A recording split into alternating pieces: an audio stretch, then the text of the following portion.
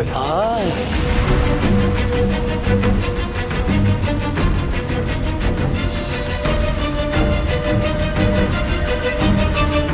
আয় কাছে আয়। না না, এগোবেন না রাজকন্যা, এগোবেন না, এই সাধু নয়, এ খুনি, খুনি, আর এগোবেন না দয়া করে। আমার কাছে আয় আয় মা। কেমনে রাজকন্যাকে ডেকে লিচে দেখো। তোমরা কিছু করছো না কেনে? কিছু করো, দেরি থেকো না, কিছু একটা করো। অগ্নি, অগ্নি, তুমি কি চুপ করেই থাকবে? কোনো কথা বলবে না? ভূমিকে বলো। কিন্তু রাজকন্যাকে যে আমি কিছু বলতে পারবো না। আমি তো বুঝেছি, তোমার এখন এসব কথা থাক। তুমি কিছু করবে না তো? ঠিক আছে, আমি ভূমিকে আটকাচ্ছি। রাজকন্যা, আপনি দাঁড়ান, আর এগোবেন না।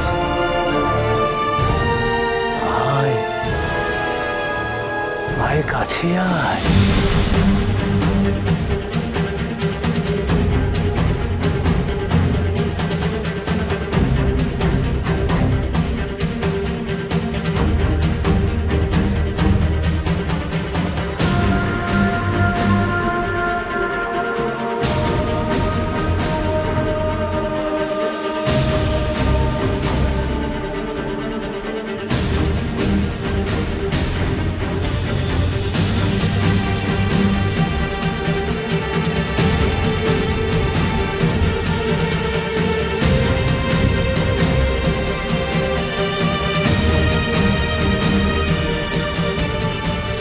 কিরে মা, এখন আর যন্ত্রণা হচ্ছে তো?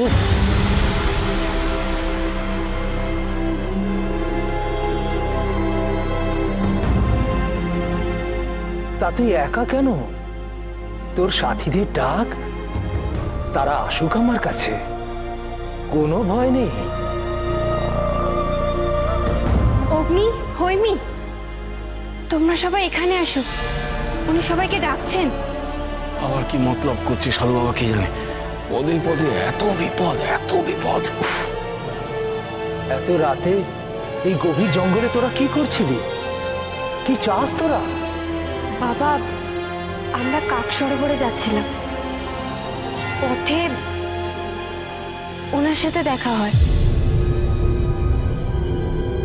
ওনার ছোট্ট ছেলেটা হারিয়ে গেছে বাবা, আমরা তাকেই খুঁজতে বেরিয়েছি।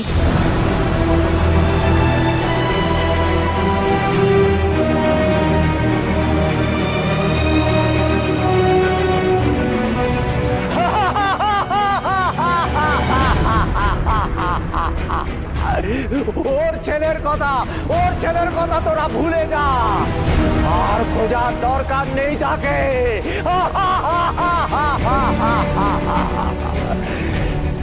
কেন বাবা? কারণ তাকে আর পাওয়া যাবে না, কিছুতেই তাকে আর তোরা পাবি না।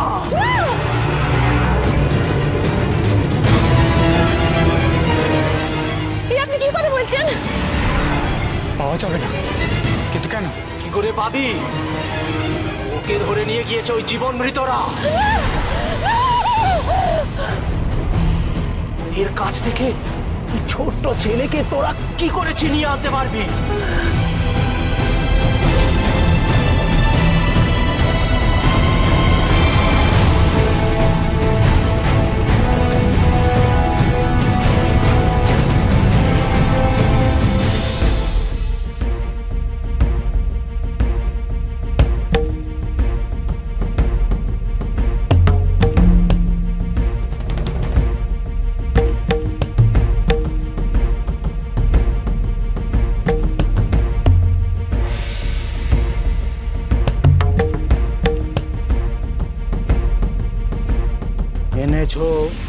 এনেছো তোমরা।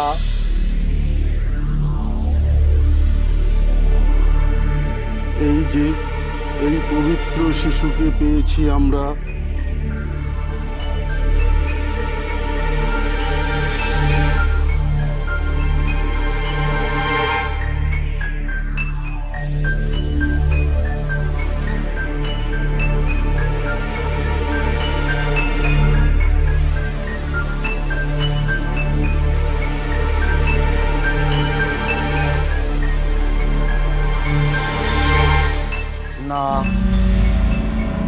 শুধু পবিত্র নয়, এ শিশু সুলক্ষণযুক্ত পবিত্র শিশু।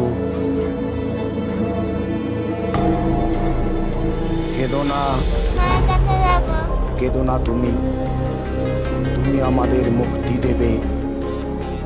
চুপ করো, শান্ত হও। ওকে তোমরা নিয়ে যাও এখান থেকে।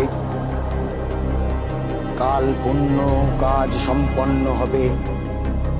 এই শিশু আমাদের মুক্তি দেবে। যাও, সব আয়োজন করো, দেরি করো না তোমরা।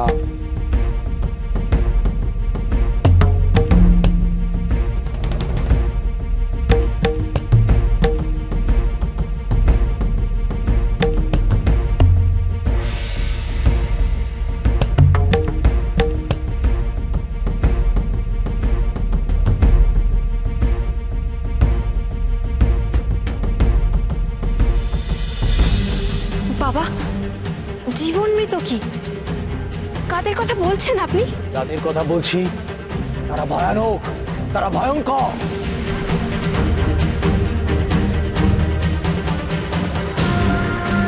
আচ্ছা, তারাই কি তাহলে ছোট্ট ছেলেটাকে ধরে নিয়ে গেছে?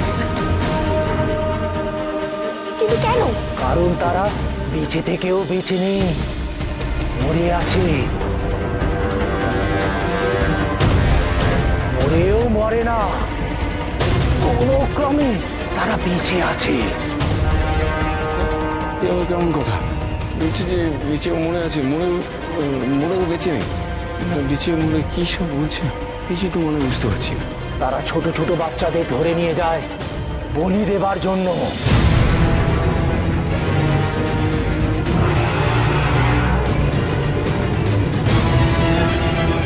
কারণ তাদের তো পবিত্র রক্ত প্রয়োজন, আর ছোট বাচ্চার মধ্যেই তো পবিত্র রক্ত আছে, তাই না? ছেলেটুকে ওরা শিশুটাকে যে বাঁচাতেই হবে। তার তো উপায় নেই রে মা। তো বাবা, আমি তো কথা দিয়েছি। হ্যাঁ, রাজকন্যা কথা দিয়েছেন তার মায়ের কোলে বাচ্চাটাকে ফিরিয়ে দেবেন। সব কথা কি রাখা যায় রে? আপনি আমাদের একটু সাহায্য করুন না। আমি সাহায্য করলেই তোরা পারবি? হ্যাঁ, পারবো। আমাদের পারতেই হবে, যে কোনো উপায় হোক ওই ছেলেটাকে আমাদের উদ্ধার করতেই হবে।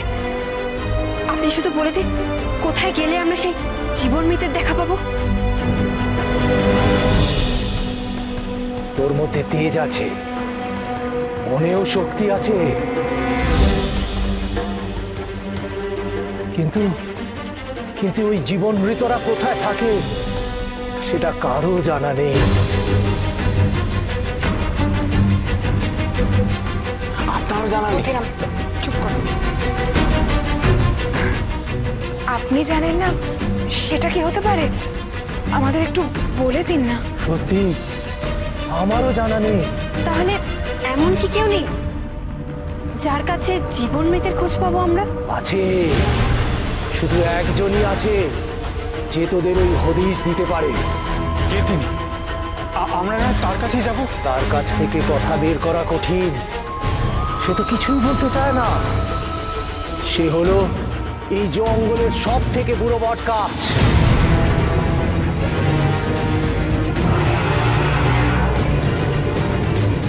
বট গাছ আমাদের ওই জীবন মৃতের কথা জানাতে পারবে? কিন্তু মনে হয় না সে কিছু বলতে চাইবে, কারণ সে মানুষ পছন্দ করে না। মানুষের ওপর তার ভীষণ রাগ। বাবা, আপনি শুধু বলে দিন কোথায় গেলে আমরা সেই বট গাছের খোঁজ পাবো? তারা দেখে পশ্চিমে চলে যা, ঠিক তার দেখা পাবি। কিন্তু এই বিশাল জঙ্গলে এত গাছের মাঝখানে একটা বট গাছকে কি করে চিনবো? নিশ্চয়ই খুঁজে পাবি, সে যে বিশাল। এত বড় বট গাছ এই জঙ্গলে আর একটাও নেই। এবার তবে আমাদের বিদায় দিন, আমরা সেই বট গাছের খোঁজে বেরিয়ে পড়ি। বিজয়ী ভব। যা তোরা।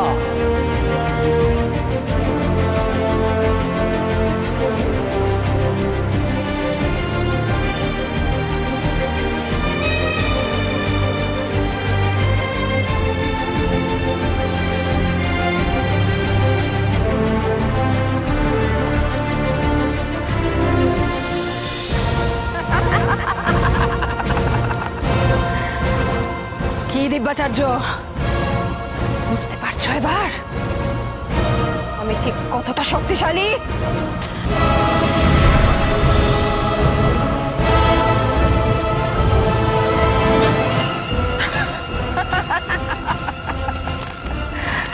পারবে না দিব্যাচার্য, আমার আর কোনো ক্ষতি করতে তুমি পারবে না।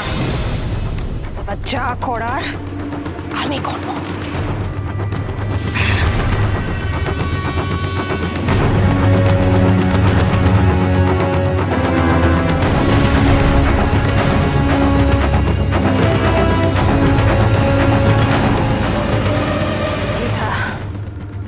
আমায় আটকানোর চেষ্টা বৃথা দিব্যাচার্য। ভূমি আর অগ্নি আমারই হাতে ধ্বংস হবে, আমার হাতেই ওদের মৃত্যু লেখা। ওদের মেরে ওই মানচিত্র আমি না, তা আমি কখনোই হতে দেব না মোহিনী, কিছুতেই না।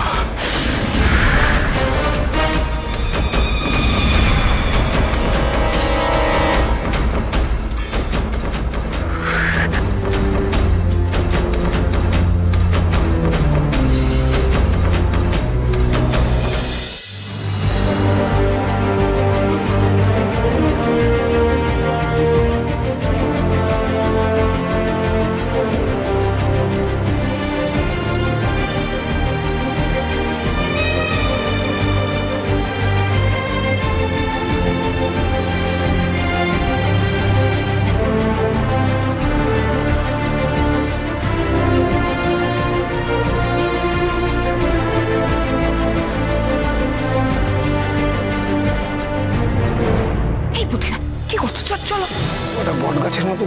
একটা বিশাল বড় জঙ্গল, অনেক বট গাছ আছে, এসো।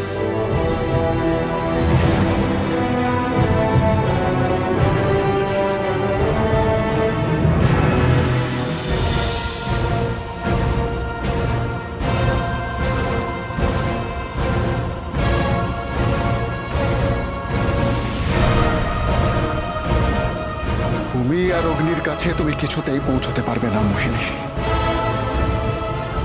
ওদের কোনো ক্ষতি আমি তোমাকে করতে দেব না, কিছুতেই না। ওদেরকে তো আমি শেষ করবই, ওদের আমি মারবো, তুমি আর ওদের রক্ষা করতে পারবে না।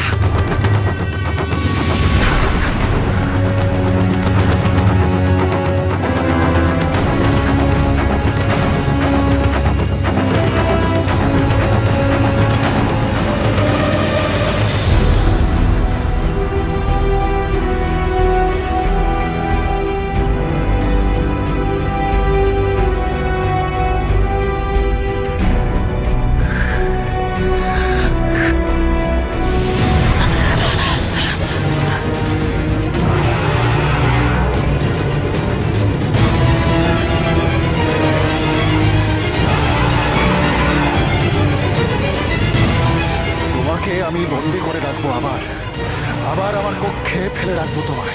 আমাকে বন্দি করবে তুমি? কিন্তু তুমি তো একা, কি করে করবে? পারবে? পারবে একা আমায় বন্দি করতে? পারবে না, পারবে না দিব্যাচার্য, পারবে না, পারবে না। সে কথা আমি জানি, কিন্তু অগ্নি আর ভূমি যথাস্থানে পৌঁছানো পর্যন্ত আমি তোমাকে এখানেই আটকে রাখবো। তার আগে আমি তোমাকে শেষ করব। সেই সুযোগ আমি তোমাকে দেব না, কিছুতেই দেব না।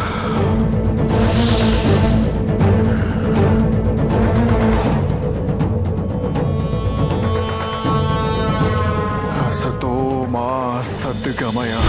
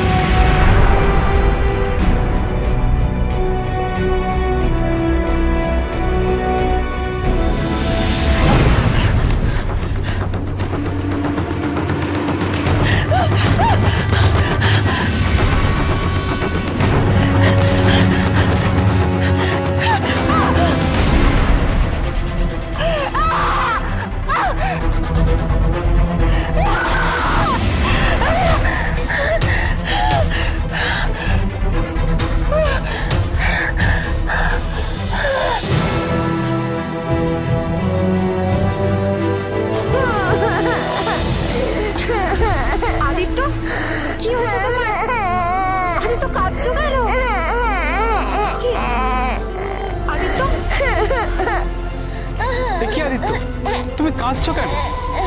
তোমার কি হয়েছে? আদিত্য, কি হয়েছে তোমার? কেন কাঁদছো তুমি? আমি জানি না, কিচ্ছু জানি না। আমার মনে হয় ওর ঘুম পেয়েছে আমার মতো। আদিত্য, তোমার ঘুম পেয়েছে? কি হয়েছে বাচ্চা? আমি তো জানি না আমার কি হচ্ছে, আমার শুধু কান্নাই পাচ্ছে। আমার খুব কষ্ট হচ্ছে আর কান্না পাচ্ছে।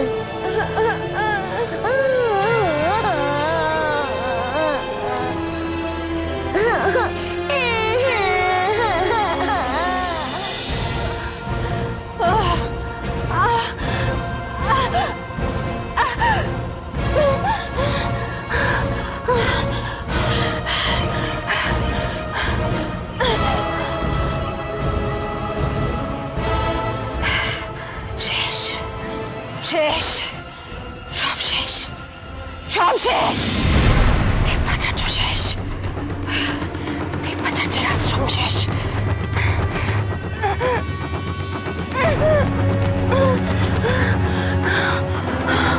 সব শেষ।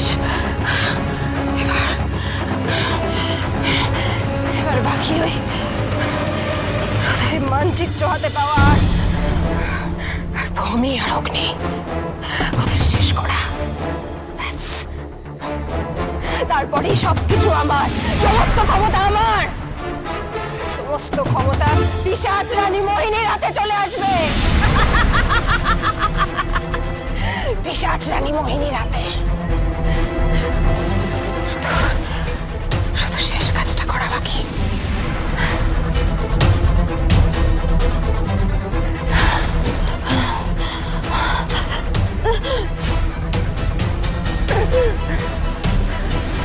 শেষ কাজ, শেষ কাজ।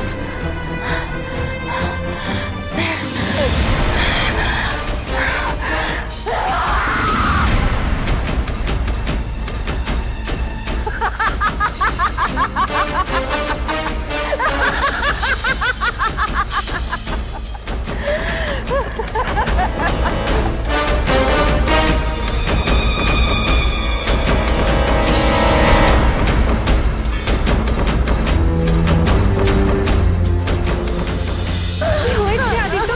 কেন কাঁদছো তুমি এভাবে? এভাবে কাঁদতে নেই। আদিত্য, বলো তোমার কোথায় কষ্ট হচ্ছে? কি হলো বলো, কোথায় কষ্ট হচ্ছে? আমি জানি না, ও খুব মন খারাপ করছে, ওর খুব কষ্ট লাগছে। আমার মন কিন্তু খুব ডাকছে। কেন? আদিত্য তো খুব ছটফটে ছেলে, সবসময় হাসি খুশি থাকে। ওকে কোনোদিন এভাবে কাঁদতে দেখিনি আমি। হ্যাঁ তাই তো, আমিও কোনোদিন আদিত্যকে এমন ভাবে অকারণে কাঁদতে দেখিনি। তাই তো ভাবছি, আদিত্যর এই কান্না কোনো বিপদের ইঙ্গিত না তো? বিপদ? হ্যাঁ বিপদ। ও হয়তো কোনো বিপদের ইঙ্গিত পেয়ে এভাবে কাঁদছে, কিন্তু কিন্তু কিসের বিপদ?